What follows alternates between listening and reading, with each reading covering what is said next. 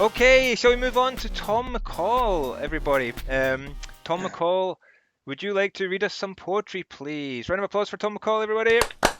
Welcome, Tom. Thank you very much, Chris.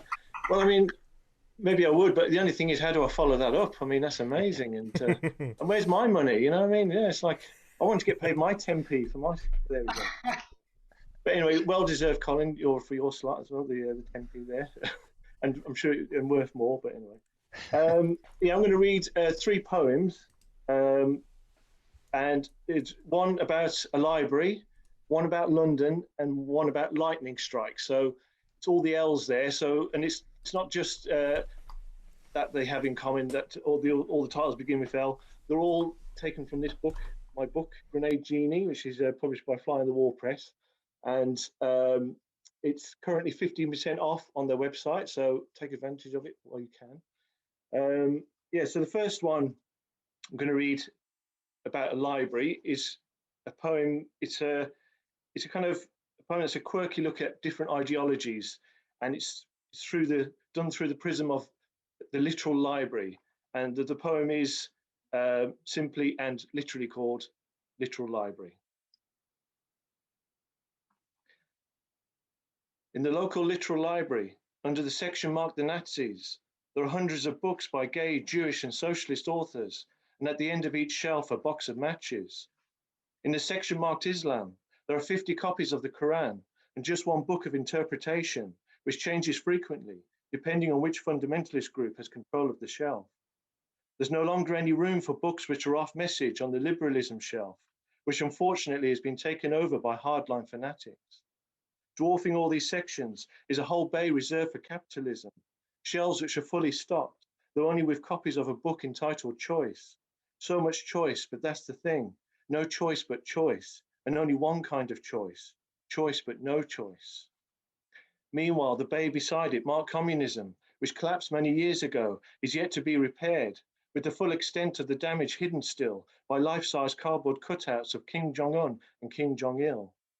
And remaining rigidly in position, therefore less obvious a wreck, but just as wrecked all the same, the half bay that's allocated to the Roman Catholic Church has somehow ended up with multiple copies of the Sex Guide for Lovers, all of them masquerading as religious books with identical pictures of the Pope on all the covers. While the other half of the bay, the half that the Roman Catholic Church looks down upon, atheism, is completely and utterly empty, only because the books have all been borrowed. And in the literal library, once a book is borrowed from that section, no record is kept. Thank you. And the next poem I'm going to read is a poem called Lightning Strikes, and it's about workers' rights or the lack of workers' rights. Lightning strikes. Lightning strikes the letter D and company sign outside HQ, which falls and kills the passing chairman instantly. Bits of brain containing next year's business plan are instantaneously passed on to his deputy, who's reportedly in a terrible state, his Armani suit now ruined completely, though wholly undeserved but expected promotion plus hefty bonus should compensate. At any rate, not even nature's dramatic intervention can help workers at the plant.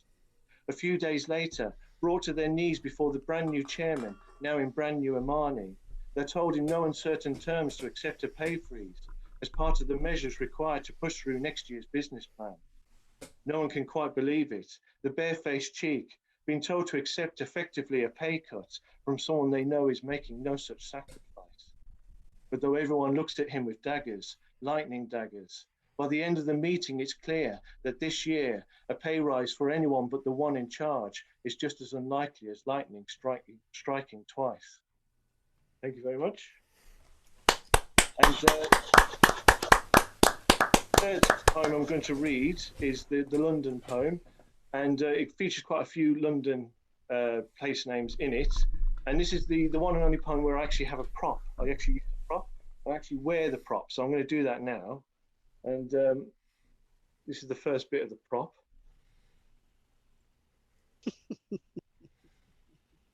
Actually, it's quite handy doing it on Zoom instead of at a live event because you can actually see how it's looking. Obviously, There you go. You see how odd you're looking, actually. So that's pretty good. Been to the bank today, Tom? Have you, by any chance? What's that? Sorry. Have you been to the bank by any chance? The supermarket. Also into the balaclava shop. Yeah, sorry. And then this is the other bit of it. Oh, back to front.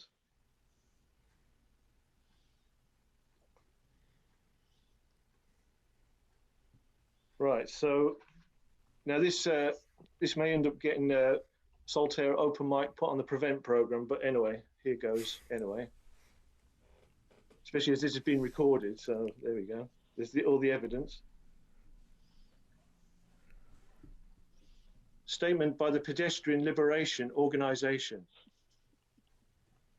We, the PLO, Pedestrian Liberation Organisation, do hereby swear in the Sacred Highway Code that those who dare to attempt to kill pedestrians as they cross the road will from tomorrow incur the deadly wrath of London's shining path.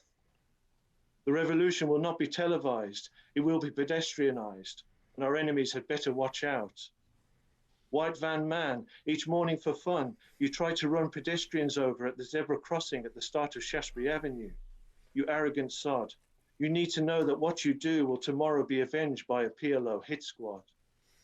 Hippie cyclist, too busy having dreams about saving the planet, it seems, to think about pedestrians when you jump the lights at Bishopsgate. You're so into human rights, except when it comes to people travelling around London on foot. Will be left in no doubt. Tomorrow the PLO will sort you out. Bus driver, driving the 66 to Gants Hill, like you're driving the 666 on the highway to hell, getting a cheap thrill out of beeping terrified pedestrians as they try to cross New Wanstead. You may be the devil in a red bus, but you need to know that hell hath no fury like avenging members of the PLO. And black cab driver, whose views and life story can't be ignored. Your face filled with malice when you deliberately try to mow down shoppers crossing Westow Street in Crystal Palace, equally can't be ignored. No knowledge will help you tomorrow once the revolution's underway, when you won't be just the shoe on the other foot, but both shoes firmly on both feet. Not to push down any clutch or throttle, but to march along each street. Pedestrians no longer sheep penned on pavements, bleating 2 legs good, 2 wheels bad, 4 wheels worse, but liberated lions roaring revolution, making every vicious vehicle speeding down the road reverse. We, the PLO, Pedestrian Liberation Organisation, do hereby swear on the Sacred Highway Code that from tomorrow it will be so. Thank you very much for listening to this announcement. Cheers. Thank you, everyone. Well, it was a bit wonky, but there we go. That's, it was an important announcement. We can't just think about the sartorial broadcast on behalf of the PLO. It's so funny that you done it with a balaclava, because on our very first one, Ben, that comes to the open mic, he wore up. I don't know if anyone remembers, but he wore a balaclava. So it's like maybe he's from the same. Maybe he's in the same group. Actually, we have chapters all over the place. Actually, we're rising up. So Ben, I think is. I do remember there was Ben actually up north. Yeah, a former member. That's right. Yes, he's probably been on the prevent program.